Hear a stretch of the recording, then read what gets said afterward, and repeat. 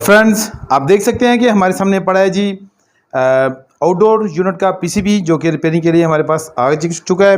और इसमें कंप्लेन यह है कि जो बंदा हमारे पास या जो कस्टमर हमारे पास लेके आया उसने कहा है कि जी इसका आउटडोर काम नहीं करता है। और ये तकरीबन 10 से 15 मिनट के बाद जो है वो इंडोर यूनिट के डिस्प्ले पे E1 का जो एरर है तो वो शो करना शुरू कर देता है। अब E1 एरर जो है वो क्या होता है, तो इसकी ऑलरेडी मैं जो वीडियो है वो अपलोड कर चुका हूं। अगर आपने नहीं देखी तो वो आप ज़रूर देखें, तो आपको समझ लगेगी कि E1 होता क्या है। अब यहाँ पे बात करते हैं इस पीसीबी की। तो इस पीसीबी में पहले उन्होंने किसी और वर्कशॉप में इसको दिया था ठीक करने के लिए, लेकिन वहाँ पे उन्होंने इसको चेक किया और उन्होंने शायद मेरे ख्याल में काम किया है कि नहीं किया ये मुझे पता नहीं, लेकिन उन्होंने क्या किया है कि यहाँ से जो कम्युनिकेशन का प्रॉब्लम था उसको सॉल्व करने की कोशिश की है। तो देखें यहाँ पे ये ऑप्टोकपलर जो है यहाँ से मिसिंग है। तो ये जो इससे पहले जो वीडियो थी उसमें मैंने बता चुका हूँ कि ये कम्युनिकेशन का सर्किट है, तो यहाँ से उन्होंने ऑप्टोकपलर यहाँ से निकाल लिया हुआ है, तो दोबारा इसमें वापस नहीं लगाया। इसके अलावा अगर देखा जाए इस पीसीबी की फ़िज़िकल सिचुएशन, तो फिज़िकली जी देखें तो इसकी बिल्कुल मुझे तो बहुत अच्छी सिचुएशन लग रही है। फिज़िकली ऐसा कुछ भी डैमेज नज़र नहीं आ रहा है कि मैं इसको कह सकूं कि ये फ़लानी चीज़ इसमें फ़ौरन से कहूँ कि ये हम चेंज करेंगे या इसमें फ़ॉल्ट हो सकता है। तो फिज़िकली देखें बिल्कुल ऐसा कुछ भी नहीं है। और आगे तो फिर भी ये गंदा नज़र आ रहा है इस वजह से कि इस पे ऊपर गर्द पड़ी हुई थी, तो अभी भी काफ़ी ज़्यादा जगहों पे गर्द है, तो उस वजह से गंदा नज़र आ रहा है। लेकिन इसकी जो बैक साइड है, जब मैंने इसको निकाला इसके कवर में से, तो बैक साइड देखने बिल्कुल ऐसा लग रहा है कि जैसे बिल्कुल नई है और अभी तक इसमें किसी ने काम भी नहीं किया है। लेकिन ये एक वर्कशॉप से होकर मेरे पास आ रहा है, तो उन्होंने सिर्फ ये ऑप्टोकपलर पे काम किया है शायद, लेकिन उनसे ठीक नहीं हो पाया तो उन्होंने इसको छोड़ दिया है। तो अब हम करते हैं जी इस पे काम और इसको देखते हैं कि इसमें क्या मसला है और किस वजह से ये प्रॉब्लम आ रही है इसमें। अब यहाँ पे जब E1 का एरर आता है तो इसका मतलब यह है कि ये या तो पीसीबी बिल्कुल काम नहीं कर रहा है, और अगर काम कर रहा है तो फिर इसका जो कम्युनिकेशन जो कि यहाँ पे किसी ने पहले से काम किया हुआ है, तो कम्युनिकेशन सर्किट जो है वो काम नहीं कर रहा है। तो इसमें कई सिचुएशन आ सकती हैं।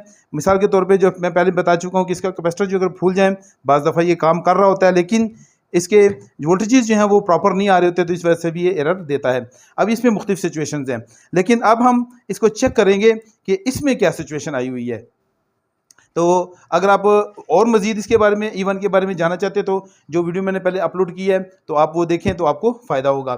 तो इसका कवर हम यहाँ से हटा देते हैं जी, उठा देते हैं यहाँ पे और इसको साइड पे रख देते हैं। अब यहाँ पे क्या है कि सबसे पहले तो जो इसका फ़िज़िकल टेस्ट था, तो फ़िज़िकल टेस्ट मैंने इसका देखा है, तो प्रॉपरली मैंने सब चीज़ें चेक की हैं और आंखों से ऐसी कोई भी चीज़ इसमें नज़र नहीं आ रही है कि जिससे हमें पता चले कि मैं इस एरिया में काम करूँगा तो हो सकता है वहाँ पे फॉल्ट जो है वो मिल जाए।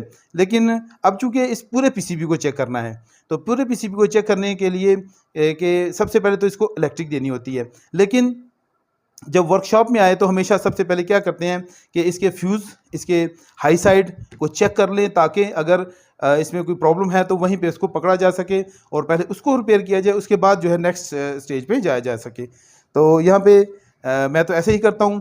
तो देखें यहाँ पे सबसे पहले तो मैं इसका फ्यूज़ को चेक कर लेता हूँ। तो इसमें एक ही 20 एम्पेयर्स का फ्यूज़ लगा हुआ है। तो देखें इसको मैं देख लेता हूँ कि ये कैसा है जी। तो ये फ्यूज़ जी बिल्कुल ठीक है, इसने अपना प्रॉपर काम कर रहा है। इसके अलावा इसका जो पीटीसी सेंसर है इसका प्रॉपर होना बहुत ज़रूरी है, क्योंकि इलेक्ट्रिक जो है वो पहले पीटीसी सेंसर में जाती है और इसके बाद ये यूनिट में जाके और इसके जो वो है एसएमपीएस है उसको ऑन करती है। उसके बाद जो माइक्रो कंट्रोलर ऑन होता है और फिर उसके बाद जो है वो इसकी जो ये रिले है, स्विचिंग रिले, जिसको कि जो कि इसके सारा जो लोड है उस पर चला जाता है, तो उसके लिए इसको ऑन किया जाता है। अब यहाँ पे सबसे पहले हम क्या करेंगे, उसके बाद इसके पीटीसी सेंसर को टेस्ट कर लेंगे जी। तो पीटीसी सेंसर को टेस्ट करने के लिए जो है वो हमें ओम्स, किलो ओम्स पे चेक करना होगा, क्योंकि इसकी वैल्यू जो है वो रेजिस्टेंस जो है वो ओम्स में हमें मिल जाती है। तो देखते हैं कि ये हमें क्या शो करता है। अगर तो ये किलो ओम्स में चली जाती है तो या मेगा ओम्स में, तो फिर ये ख़राब हो चुका है और ये चेंज करने का टाइम आ चुका है। तो यहाँ पे ये जी गड़बड़ शो कर रहा है, नहीं ये शायद मैं गलत जगह, हाँ जी गलत जगह चेक कर रहा था जी। तो ये देखते हैं जी, अभी यहाँ पे देखते हैं ये प्रॉपर जगह है जी, क्योंकि वहाँ पे बहुत हैवी जी हाँ, ये देखें जी 46 ओम्स। तो यहाँ पे मुझे एक जो है व्यूवर है हमारे, उनका नाम भी मैं भूल गया, तो उन्होंने एक कमेंट किया था कि ये जो पीटीसी सेंसर है तो ये कितने ओम कितने वैल्यू का होगा तो ख़राब होगा। तो मैं अपने भाई को बताना चाहता हूँ कि अगर ये तकरीबन 200 या 300 ओम से ज़्यादा हो जाए तो फिर ये ख़राब समझा जाएगा, तो फिर ये इनकी वैल्यू ज़्यादा हो जाती है, तो फिर ये क्या करता है कि इलेक्ट्रिक का फ़्लो जो है, वोल्टेजेस का फ़्लो जो है वो ज़्यादा सिस्टम में नहीं होने देता। तो अगर ये इस तरह से हो जाए तो ये ख़राब है, और अगर किलो ओम्स में चला जाए तो फिर तो बिल्कुल ही ख़राब हो गया। फिर जो है इसको फ़ौरन चेंज कर दें तो ये आपका सिस्टम सही हो जाएगा। तो इसको ओम्स में रहना चाहिए। तकरीबन अभी ये हमें 46 ओम्स दिए, तो ये इसका मतलब है बिल्कुल ठीक है। अगर ये इससे ज़्यादा होता जाएगा तो इसका मतलब है कि इसमें प्रॉब्लम हो सकती है, और इसकी वजह से जो वोल्टेजेस हैं वो ड्रॉप होते जाएंगे।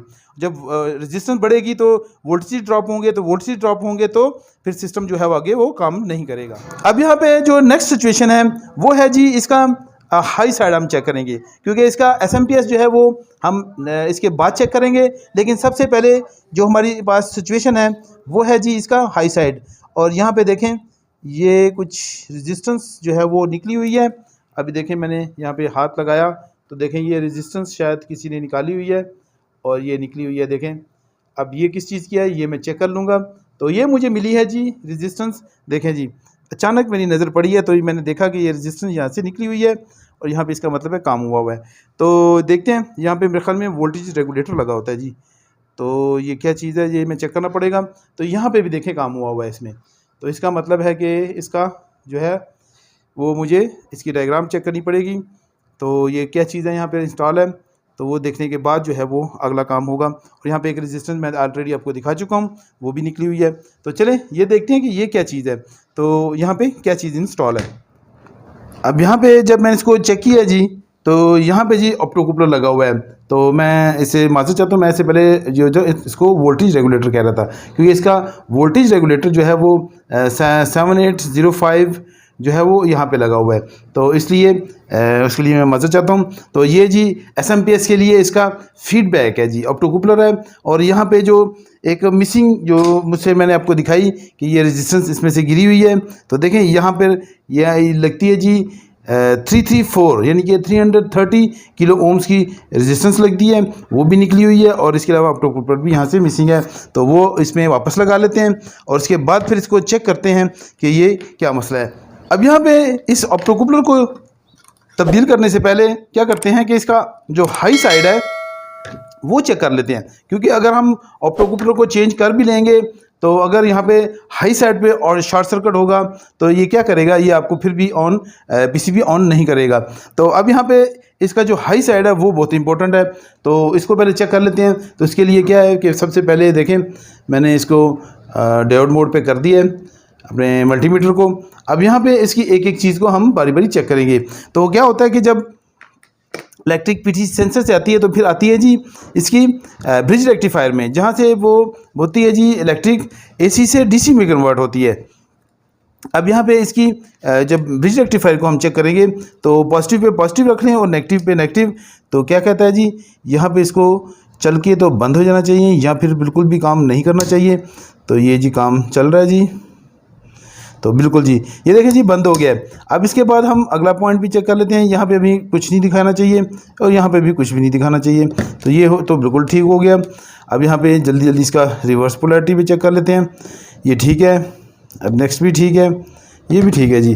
तो इसका जो ब्रिज रेक्टिफायर है वो बिल्कुल ठीक है, उसमें ऐसी कोई सिचुएशन नहीं आई कि हम परेशान हो सकें। अब इसके बाद देखें इसमें लगा हुआ है जी इसकी डायोड है, फिर IGBT है, तो इसको चेक कर लेते हैं। अब यहाँ पे अगर डायोड की टेस्टिंग की बात की जाए तो ये डायोड जो है वो कुछ इसकी अंदर जो सिस्टम है कुछ इस तरह से है, जिसकी मैंने डायग्राम यहाँ पे बनाई हुई है। तो देखें ये कुछ इस तरह से है कि 1 और 2 जो है ये कॉमन पॉइंट्स हैं और इसकी डायोड जो है वो 2 पे है। मतलब ये कि जो इसका पहला पाँव ये है और दूसरा सेंटर वाला है और तीसरा जो है वो आगे है। तो यानी कि ये दोनों कॉमन पॉइंट है और सेंटर में हमें डायोड मिलनी चाहिए। तो चलिए चेक करते हैं इसको कि ये ऐसे ही हमें शो कर रहा है कि नहीं कर रहा। तो देखते हैं इसके क्या पोजीशन है। तो ये देखें मीटर को इस तरफ कर लेते हैं और इसको दोबारा से ऑन कर लेते हैं, क्योंकि मैंने इसको बंद कर दिया था। तो अब चेक कर लेते हैं कि ये डायोड मोड में हमें क्या शो कर रहा है। तो देखें जब दोनों आउटसाइड पे हम लगाएंगे तो दोनों आउटसाइड पे हमें ये 0 शो करेगा, जो कि कॉमन पॉइंट है, इस वजह से नॉर्मल बात है। तो ये ऐसा ही आना चाहिए। तो अब चेक कर लेते हैं जी इसकी कैथोड साइड। तो एनोड से जब हम कैथोड की तरफ जाते हैं तो ये देखें बिल्कुल ठीक है जी। अब इसी तरह से दूसरे पॉइंट पे भी हम चेक कर लेंगे। तो एनोड से कैथोड की तरफ ये बिल्कुल ठीक है। और जब हम रिवर्स पोलैरिटी पे चेक करेंगे तो देखें कैथोड से एनोड की तरफ, तो ये देखें जी ये चल के बंद हो गया। इसका मतलब है हम दूसरी साइड भी लगा लेंगे तो ये नहीं दिखाना चाहिए कुछ भी। तो इसका मतलब है कि ये डायोड बिल्कुल ठीक है, इसमें ऐसा कोई भी फॉल्ट मौजूद नहीं है। अब इसके बाद इसके IGBT चेक कर लेते हैं।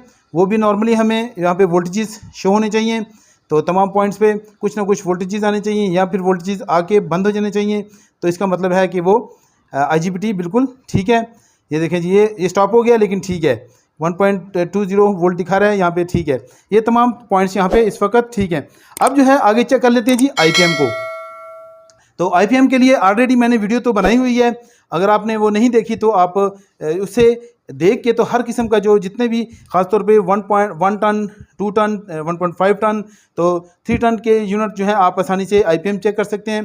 तो देखें इसमें क्या है कि सेम है, बल्कि 4 टन में भी यही IPM आते हैं, तो आप उनमें भी ये चेक कर सकते हैं, लेकिन थोड़े उनका साइज़ बड़ा होता है तो उसमें और बाकी सेम चीज़ें होती हैं।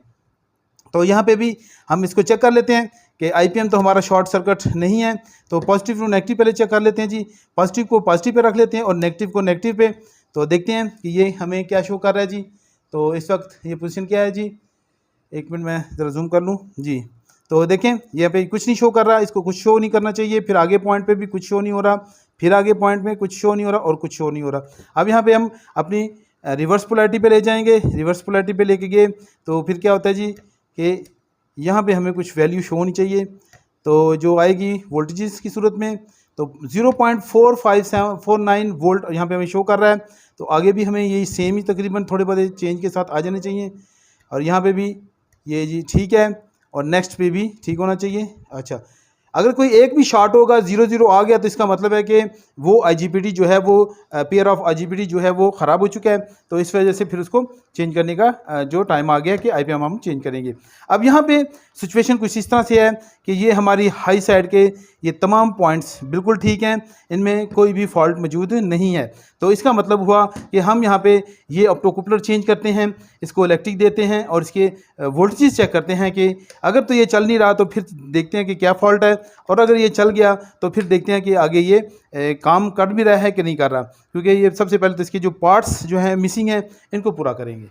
अब यहाँ पे जो मैंने ऑप्टोकपलर है और रेजिस्टेंस है वो नहीं डाल दी हैं और इसको फिर हमने चेक भी किया है, लेकिन क्या क्या इसका नतीजा निकला वो भी मैं आगे चल के आपको बताता हूँ।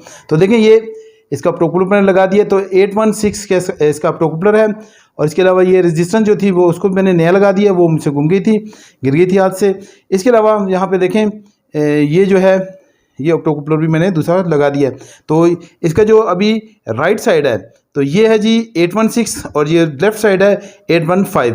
तो दोनों ऑप्टोकपलर की जो वोल्टेजेस को बनाने की स्पीड है उसमें फ़र्क होता है, इसलिए सेम जो है वो आप यूज़ करेंगे तो फिर ये काम करेगा। अदरवाइज़ अगर आप 817 या कोई और नंबर यूज़ करेंगे तो मे भी सही तरह से काम ना करे। तो ये भी एक टेक्निक होती है। तो ज़्यादातर कोशिश करें कि सेम पार्ट लगाएं तो ज़्यादा अच्छा हो जाता है, फिर परेशानी नहीं होती। लेकिन अगर आप उसका डेटा शीट चेक कर लेंगे तो अगर डेटा शीट चेक करने के बाद उसको लगाएंगे तो दूसरा भी होगा, उसका रिप्लेसमेंट भी होगा, तो वो काम करता है। लेकिन फिर उसका डेटा शीट चेक करना बहुत ज़रूरी होता है। अब यहाँ पे ये बिल्कुल ठीक हो चुका है जी। और इसका देखें लाइन और न्यूट्रल हम इंस्टॉल कर देंगे। तो देखें ये लाइन है, ये जो मैं भी आपको बता देता हूँ, यहाँ पे दिखा भी देते हैं, तो अगर किसी को ज़रूरत हो तो वो इसको कर सकता है। तो देखें यहाँ पे जो ये सेंटर वाली लाइन है ये लाइन है, ये इसके साथ वाली न्यूट्रल है और ये वाली इस तरफ सिग्नल है और ये लास्ट वाली जो है वो अर्थिंग की जो है वो कनेक्शन है। तो इस तरह से अगर आप कंफ्यूज हो जाएं या ये मिट जाए तो आप आसानी से वीडियो देख के कर सकते हैं। तो देखें इसको मैं अभी इलेक्ट्रिक दे देता हूँ और जब हम इसका स्विच इसमें लगाते हैं तो देखें इसकी क्या पोजीशन निकलती है वो देख लेते हैं जी। तो देखें और इसका जो होता है इसमें रिएक्टर मौजूद होता है, इसका अपना होता है, इसलिए इसमें रिएक्टर की कोई ज़रूरत नहीं पड़ती। और ये देखें जी, इसकी लाइट जो है वो फ्लैश करती हुई आपको नज़र आ रही होगी, तो मैं थोड़ा इसको आपको नज़दीक कर देता हूँ। तो ये देखें जी, ये लाइट फ्लैश कर रही है इस वक्त। तो ये अगर इस तरह फ्लैश करे तो इसका मतलब है कि ये भी यूनिट जो है वो अंडर ऑपरेशन है, ठीक है। और फिर जाके इसको हम जो है वो यूनिट में जो है वो टेस्ट करेंगे। लेकिन अभी मेरी कस्टमर से बात हुई है, क्योंकि मैंने इसका क्या किया है जी, सिर्फ ऑप्टोकूलर वापस लगाया है, शायद मिसिंग था या पता नहीं क्या था, और ये ऑप्टोकूलर वापस लगाया है, तो ये ठीक हो चुका है। तो इसका मतलब है कि इसका जो ऐसा मुझे लग रहा है कि इसकी जो वायर है, और इससे पहले मैंने एक वीडियो बनाई थी, उसमें मैंने इसको आपको वार्निंग दी थी कि अगर ऐसा सिचुएशन है तो अच्छी वायर का इस्तेमाल करें। तो मेरी अभी कस्टमर से बात हुई है, तो वो कह रहे हैं कि हमने वायर्स को चेक नहीं किया है, क्योंकि यूनिट काम नहीं कर रहा था, इसलिए हमने डायरेक्टली इसको उतारा और जाके तो वर्कशॉप में इसको रिपेयरिंग के लिए दे दिया। तो अब मैं उनको कह रहा हूँ कि मैंने उनको सजेस्ट किया है कि आप इस तरह करें कि वायर्स को चेंज कर दें मुकम्मल तौर पे, और फिर इस पीसीबी को ट्राई करें, क्योंकि उसके बाद मुझे उम्मीद है कि ये बिल्कुल ठीक हो जाएगा। और जहाँ तक इसके वोल्टेजेस की बात है, तो अभी इस वक्त इसके वोल्टेजेस बिल्कुल सही आ रहे हैं, उनमें कोई फ़र्क नहीं है, और इसका हाई साइड बिल्कुल सही अच्छे से काम कर रहा है। लो साइड तो आप देख ही रहे हैं कि वो ऑन कर रहा है उसको। तो इसलिए अब जो है इसकी वायर्स को चेंज किया जाएगा, और उम्मीद है कि ये यूनिट जो है वो बिल्कुल ठीक हो जाएगा।